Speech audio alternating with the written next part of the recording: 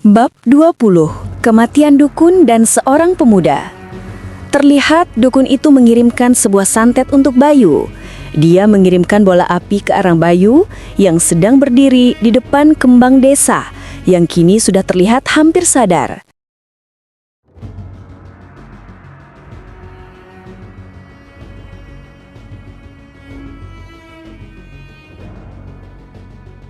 Halo teman-teman pendengar, selamat datang di channel YouTube saya, channel Monolog Novel.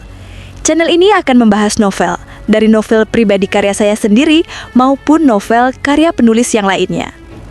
Video kali ini saya bukan mereview novel, melainkan membacakannya untuk kalian semua. Langsung kalian simak monolog novel dari saya.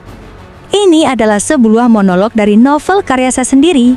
Novel dengan judul Pemuda Sakti Penakluk Mustika. Novel ini dapat kalian baca di aplikasi ini.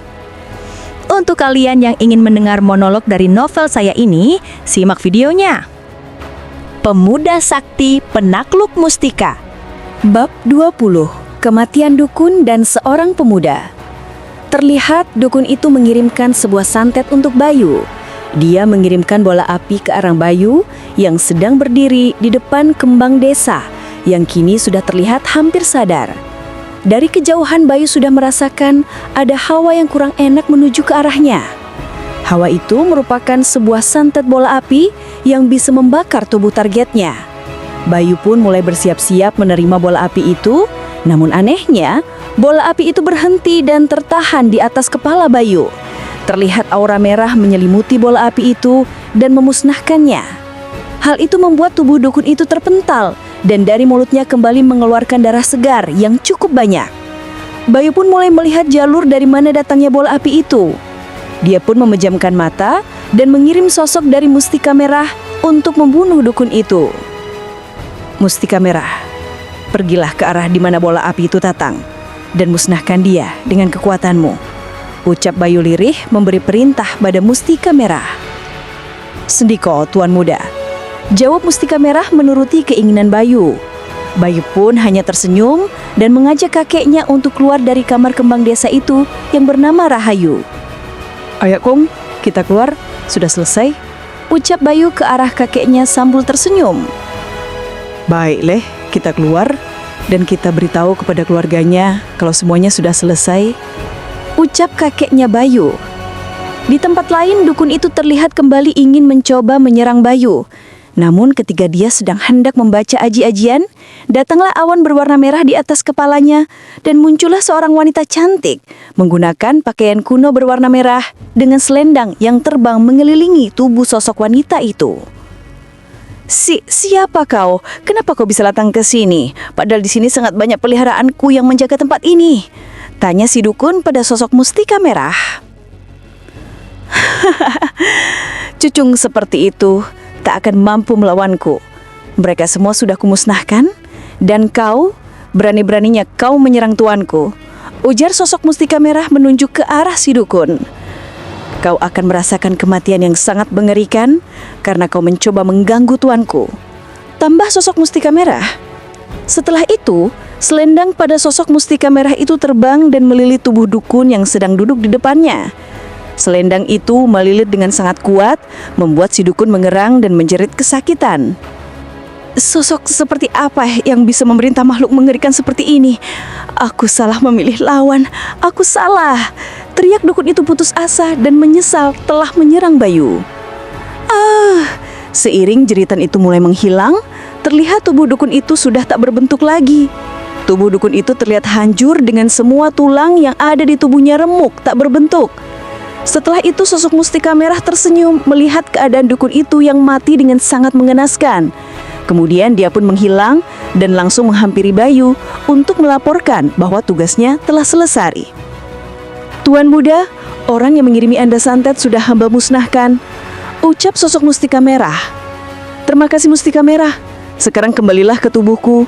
Gumam Bayu dalam hati dan dibalas dengan anggukan kepala oleh sosok Mustika Merah. Kemudian dia menghilang dan masuk kembali ke dalam tubuh Bayu. Setelah itu, Bayu dan kakeknya mengobrol bersama dengan kedua orang tua kembang desa itu. Mereka menanyakan apakah semuanya sudah selesai dan kenapa cepat sekali, hanya beberapa jam saja. Mbah Marno, apakah sudah benar-benar selesai? Apakah anak saya sudah sembuh, Mbah? Tanya Pak Gito pada kakeknya Bayu. Kamu tenang saja dan percaya sama dengan kami. Saya berani menjamin bahwa anakmu sudah sembuh dan kembali seperti semula, ucap kakeknya Bayu menjelaskan. Kalian hanya tinggal menunggu anak kalian sadar, karena sekarang dia sedang tertidur untuk memulihkan kesehatannya, tambah kakeknya Bayu. Terlihat linangan air mata mengalir dari kedua orang tua itu. Mereka tak percaya anak gadisnya yang sudah berminggu-minggu mengalami hal yang menakutkan seperti ini bisa sembuh dan kembali menjalani kehidupan seperti biasa. Mereka tak berhenti mengucapkan terima kasih kepada Mbah Marno, kakeknya Bayu. Mereka berdua sangat bersyukur dengan apa yang sudah Mbah Marno lakukan. Terima kasih banyak, Mbah. Terima kasih. Kami sudah sangat putus asa melihat anak kami menjadi seperti itu. Sekali lagi kami sangat berterima kasih, Mbah, ucap Pak Gito. Sudah, kalian berterima kasihlah pada Gusti Allah, karena tampaknya saya tak akan bisa menyembuhkan anak kalian, jawab Mbah Marno sambil tersenyum tipis. Apa yang bisa kami berikan padamu, Mbah? Bayaran apa yang sanggup untuk kami bayar atas jasa Mbah ini? Ucap Pak Gito. Saya tak perlu apa-apa. Niat saya membantu kalian dalam menghadapi kemalangan ini. Kalian tak perlu repot-repot untuk membayarku, jawab kakeknya Bayu. Terlihat kedua orang tua itu terdiam mendengar ucapan Mbah Marno. Mereka pun hanya mengangguk diam dan tak berani menjawab ucapan Mbah Marno. Mereka sangat bersyukur sekali bisa bertemu orang sebaik Mbah Marno dan cucunya. Apabila mereka tak bertemu Mbah Marno, entah apa yang terjadi dengan anak gadis satu-satunya itu. Kemudian Bayu pun membisikkan sesuatu kepada kakeknya. Bayu membisikkan akar masalah yang terjadi kepada si kembang desa ini. Kakung, aku tahu kenapa Mbak ini bisa seperti ini, bisik Bayu membuat kakeknya kaget dan langsung menoleh ke arah Bayu. Apa yang kamu maksud, Le? Dan apa awal masalah yang terjadi sehingga anaknya Gito menerima pelet yang menakutkan seperti ini? Ucap kakeknya Bayu sedikit keras membuat kedua orang tua kembang desa itu langsung menatap ke arah Bayu. Namun belum sempat Bayu bercerita, ada seorang warga datang menghampiri rumah Pak Gito. Assalamualaikum, kulo nuwun, Pak Gito, teriak seorang laki-laki di depan pintu rumah Pak Gito. Waalaikumsalam, ada apa, Man? Kok ya kamu buru-buru begini? Ucap Pak Gito sambil membuka pintu. Ini Pak, anaknya Pak Mardi meninggal, ucap laki-laki itu pada Pak Gito. Innalillahi, yang bujang itu, kok bisa? Tanya Pak Gito. Ya, saya tidak tahu, Pak. Saya cuma diberitahu kalau anaknya Pak Mardi meninggal, ucap laki-laki itu. Loh, kok ia dadakan? Ada apa ini? Ucap Pak Gito. Setahu saya, anaknya Pak Mardi itu meninggal cukup mengenaskan. Dia mengeluarkan darah dari seluruh lubang yang ada di tubuhnya dan juga matanya melotot tak bisa terpejam. Astagfirullah, kasihan sekali Pak Mardi.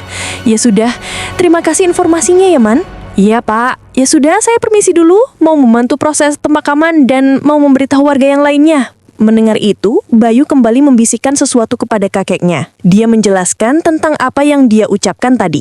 Bayu menjelaskan bahwa ketika dia memusnahkan pelet ini, akan ada 2 orang yang meninggal, atau ada 2 orang yang akan menyerangnya, dan Bayu sangat yakin bahwa pemuda yang baru saja meninggal ini mempunyai kaitan dengan anaknya Pak Gito. Mendengar itu, kakeknya hanya mengangguk saja dan menunggu Pak Gito kembali duduk untuk sedikit bertanya siapa pemuda yang meninggal itu. Setelah Pak Gito selesai menerima tamu, dia kembali duduk lagi dan melanjutkan obrolannya dengan kakeknya Bayu.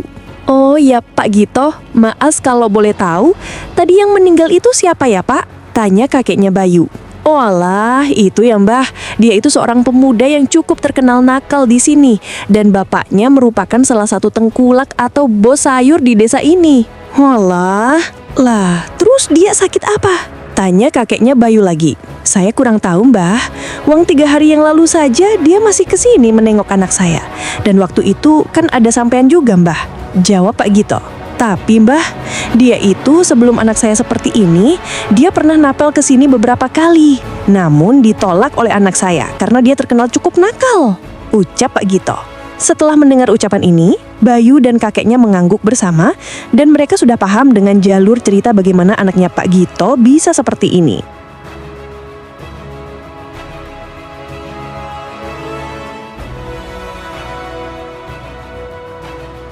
Terima kasih telah mendengarkan monolog dari saya.